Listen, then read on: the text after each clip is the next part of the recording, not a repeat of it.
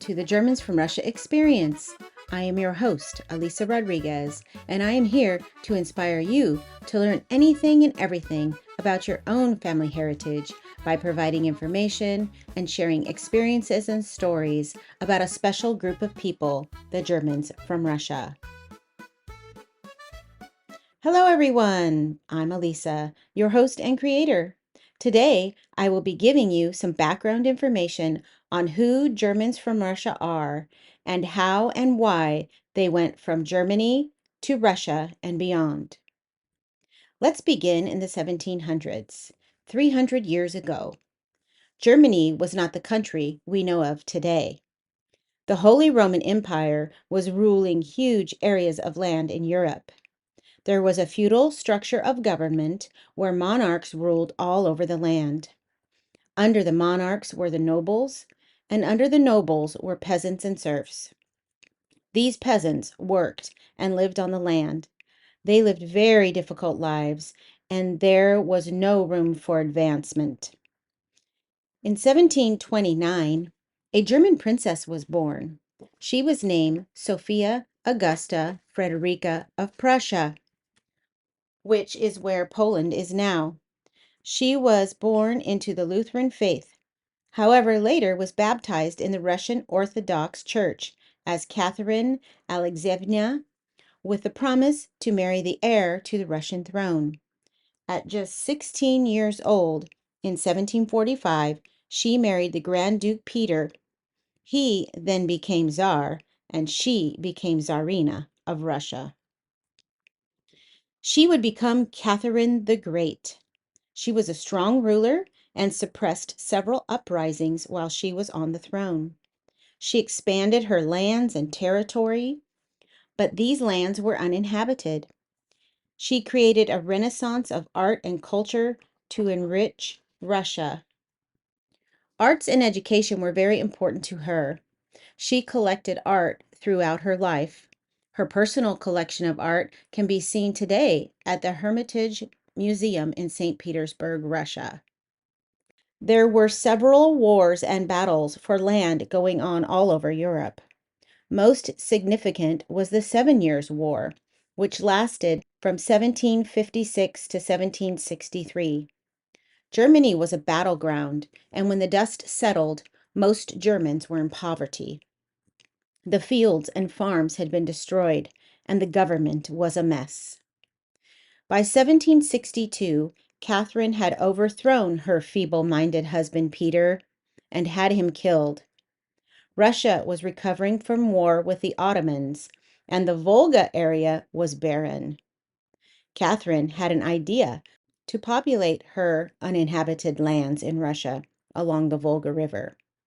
By doing so, she would expand her empire, and this would act as a buffer to keep out marauding bands of natives. Also, bringing in more farmers to cultivate the land would provide food for the Russian people. So in 1762, Catherine put out a manifesto which invited Europeans and Germans to come to live in Russia. This invitation was not a success as it lacked the necessary infrastructure to lure people to leave their own country. But in the next year, in 1763, she revamped the manifesto to entice poor German farmers to come to settle the Volga region. This invitation couldn't have come at a better time for the wary Germans. The 7 Years' War had just ended. There was government instability, turmoil, and religious tensions between groups. Their land and farms had been destroyed, crops were failing, and famines were happening. This invitation was more irresistible as it made them an offer that many could not refuse, as anything sounded better than what they were living through. The manifesto included these promises. The colonists would have the ability to choose their own jobs. They could choose where to live. The transportation to the new land was paid for by the Russian government. They would be free to practice their own religion without restrictions. They could live for 30 years with tax-exempt status. They would be allowed no-interest loans to build homes and purchase agricultural equipment. There would be no forced military service for the settlers and their descendants forever. The Russian government would not interfere with the settlers' internal affairs and institutions such as schools and churches, and they could return to their homeland at any time. Due to these promises and the recruiting agents the Russian government sent out, migration to Russia rapidly increased. The recruiting agents set their sights on Europeans and especially Germans. They targeted young couples, those who were not happy with their current situations, and those who desired to seek a better life. The agents were compensated by the number of people they recruited to move to Russia along the Volga River. With this monetary incentive for the agents, they often misrepresented and embellished the actual reality of what was to come and what would be found when the colonists got to their new homes. Word spread quickly, and the response was immediate and extraordinary. Large numbers of families took the offer, and it became a tidal wave. The first groups were sent to the lands along the Volga River within the governments of Samara and Saratov. They traveled across Europe by land to port cities on the North and Baltic Seas. There they boarded ships to the St. Petersburg area in northwestern Russia. Upon arrival, they were obliged to swear an oath of loyalty to Russia and renounce their German roots. They then traveled by land and river to their assigned area, which could not be called a village at this point. Before even arriving, promises made by the recruiters were being broken. The travel was very difficult and often took much longer than necessary. The guides took advantage of travelers at every imaginable way. It was a trying experience in which large numbers of colonists died. It has been estimated that up to 1/3 of those that were headed to a new home in a new land died before they got there. I have been able to trace back far enough to identify one of my seventh great grandfathers that died making this journey. Upon arrival, colonists were told where they would live. They were not given the choice as promised in the manifesto. They were segregated by religion, Lutheran, Catholic, and Mennonite, to minimize conflict as they were sent to establish different villages. Some of these people were farmers, but there were also craftsmen and other tradespeople. They were instantly in survival mode as there were no shelters, no building materials, and no food for them when they arrived. They had to build their own shelters and grow their own food immediately in order to survive. The first years, their only option was to dig holes in the ground for shelter, which they covered with anything they had. They lived in the ground. The first colony to be named was Dobrinka in 1764, soon followed by Anton, Bidek, Schilling, and Galka. In the first 4 years, from 1764 to 1768, 104 colonies were established that included 23,000 people. Despite the fact that they had denounced their German citizenship and swore an oath to Russia upon arrival, they were never Russians. They continued to be proud of their German heritage and culture and never gave it up. This was partly aided by their separation and isolation from the general Russian population. This isolation can be seen today as Germans from Russia descendants have their DNA processed to indicate ethnicity. Many are finding no Russian ancestry. Later, upon declaration of citizenship to the United States, they were then able to denounce Russia. In these German settlements, village life revolved around the church. It was often located in the center of the village, and social life, education, and everything really revolved around the church. Many dwellings housed multiple generations of family. As we can see in census records, some households had upwards of 15 family members living in one home. Most families had working livestock and small personal gardens to feed themselves. The farmland that they worked was further out from the villages on the steppe, which is a region characterized by unforested grassland. The primary crop was grain, and the Russian government wanted that grain to feed their people. An interesting fact is that some farmers used camels to work their fields. The camel wool was also used for making fabric for clothing and blankets. These camels primarily came from the nomadic populations of the Eurasian steppe, particularly from the regions of Kazakhstan and the southern parts of Russia, where camels were commonly used as draft animals due to their resilience in harsh climates. As the colonists became more established, some developed skills in carpentry, weaving, milling, building, and even pottery. Through mastery of these skills, they were able to become self-sustaining communities and even traded goods beyond their region. It took a decade for the colonies to become fully self-sufficient. Before that, they did rely on assistance from the Russian government. It was not until 1775 that many of the colonists experienced a successful harvest. During this time, Catherine was busy with her art collections and bringing culture to Russia.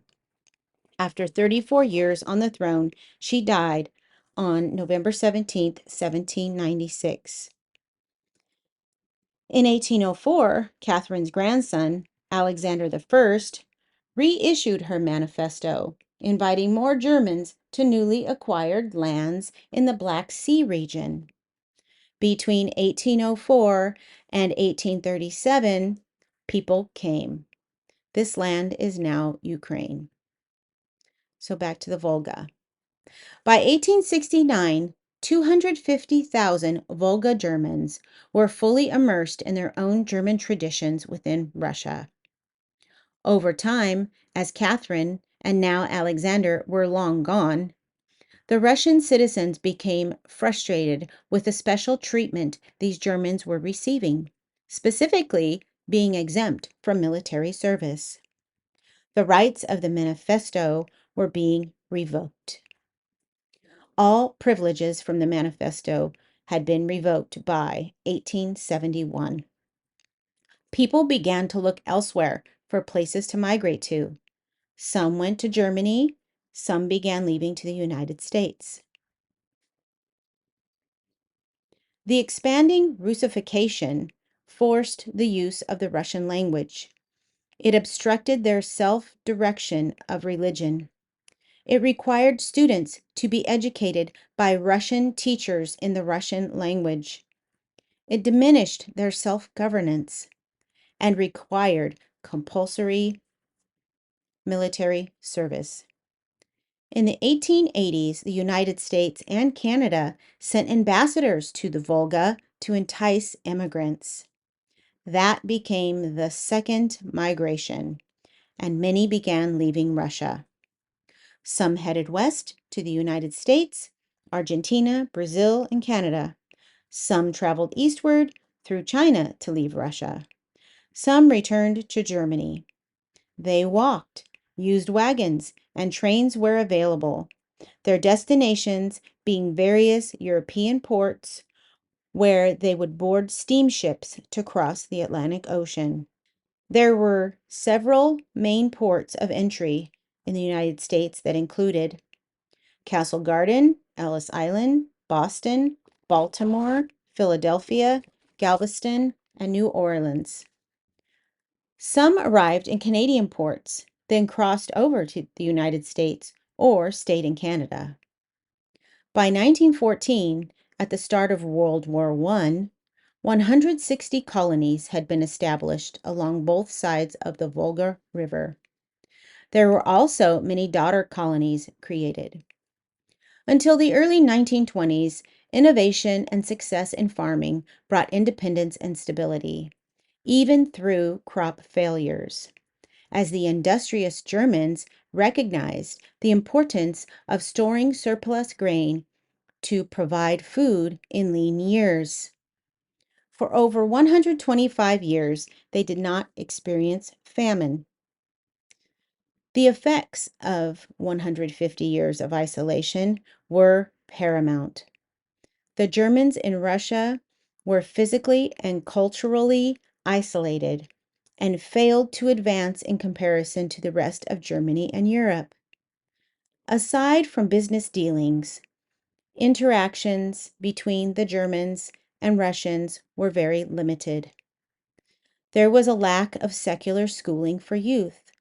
The schooling was all religion based and lacked subjects such as science, arts, literature, and even math. The once rich soil had been depleted of its nutrients due to the land distribution scheme, and crops began to weaken and fail. It is believed that over 300,000 Germans from Russia migrated to the United States over time. They found their way to California, Colorado, Idaho, Illinois, Iowa, Kansas, Michigan, Minnesota, Missouri, Montana, Nebraska, North Dakota, Ohio, Oklahoma, Oregon, South Dakota, Texas, Washington, Wisconsin, and Wyoming, among other states. In the Dakota Territories at the time, they offered a Homestead Act for adult males to receive 160 acres of land for $10. He must build a home, raise crops, and survive there for 5 years. Thousands took this chance. Today, half of North Dakota's population has Germans from Russia roots. Nebraska collected the highest concentration of Volga Germans near Lincoln, as employers enticed people by the railroads that brought them there. Kansas, in 1872, used the railroads to specifically recruit Volga Germans as well. They sent their own agents to Russia to recruit by promising land along the railroads to allow farmers to ship their grains and goods. This was a strong incentive. But the strongest incentive to go to Kansas was that men could opt out of military service due to their religious beliefs. By 1879, 12,700 Volga Germans had migrated to Ellis County, Kansas. In Colorado, the big draw was sugar beets. The Great American Sugar Company was seeking out big families to work farms. By the 1970s, Germans from Russia were the second largest ethnic group in Colorado, and today more than 500,000 Germans from Russia descendants live in Larimer and Weld counties. In 1887, 15 adults and their children arrived by train in Fresno, California. These were the first Germans from Russia families to come to Fresno. They were lured by the fertile soil of the San Joaquin Valley as the Summerland. They found that the land was expensive. However, the industriousness of these immigrant farmers paid off as they saved money and over time bought their own farms. They grew things like sunflower seeds, turkey red wheat, and watermelons, also grapes for raisins and alfalfa. Between 1887 and 1920, the population of Volga Germans in the San Joaquin Valley grew to 8,000. The villages they came from included Dinkel, Kukis, Laub, Stallontarlik, Straub, and Warrenburg. As they traveled to their new home, they could not bring much with them, but stories indicate that they brought the clothes on their backs, and what they could carry. Some were able to bring their family Bibles, photos, and papers for travel. Germans from Russia took their strong religious beliefs with them from Germany to Russia and from Russia to all the places they migrated to after that. Church was the center of everything in their lives. After they found places to call home and jobs to work, they established and built houses of worship. Churches continued to be the center of family life, social life, and spiritual life, and these churches were large. In Ellis County, Kansas, in 1880, St. Fidela's Catholic Church was built and became known as the largest Catholic church west of the Mississippi. In Fresno, California, the Free Evangelical Lutheran Cross Church was founded in 1895 as a small wooden church. Then, in 1914, a large brick church was built, which by the 1960s had 2,000 members. Germans continued to leave Russia in the 1920s, 30s, and even 40s. Many also stayed. Those who stayed suffered through the Russian Revolution and the Bolsheviks following World War I because they weren't Russian. They suffered religious persecution as their churches were destroyed and their pastors were exiled. There was significant famine in the early 1920s. In the United States, the Volga Relief Society was created to send money, food, and other goods to the remaining Germans in Russia. In the late 1930s, Hitler came into power in Germany. This created more suffering for the Germans in Russia. By 1941, they were considered enemies to Russia. Entire villages were banished to Siberia or Kazakhstan. Their homes were robbed. Some people were killed. The rest were herded into boxcars to be sent far away. Many froze to death along the way.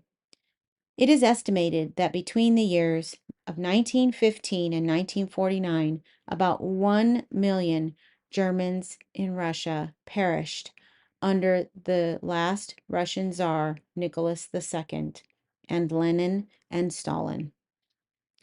The Germans in Russia were erased. Very little evidence remains as churches were destroyed. Even headstones were crushed and used to build new buildings by the Russians. Today, there are hundreds of thousands of Germans from Russia descendants living all over the world, and our heritage continues to be celebrated. One way that you can help preserve and celebrate the heritage of Germans from Russia is to join the American Historical Society of Germans from Russia. And if you live near an established chapter, get involved. The mission of the American Historical Society of Germans from Russia is to discover, collect, preserve, and share the history and cultural heritage and genealogical legacy of Germans settlers in the Russian Empire. There's so much more to our story. I hope you will continue this experience with me to explore more about the legacy of Germans from Russia right here on this podcast. Well, that is all I have to say today concerning who were the Germans from Russia. Thank you so much for your time. Goodbye.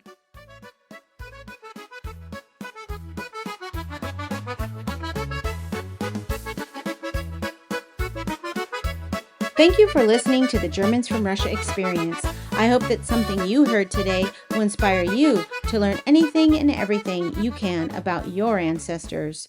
If you like what you heard, please leave a review, like, and share this podcast. You can comment directly by emailing us at thegermansfromrussiaexp@gmail.com and joining our Facebook page, The Germans from Russia Experience Podcast.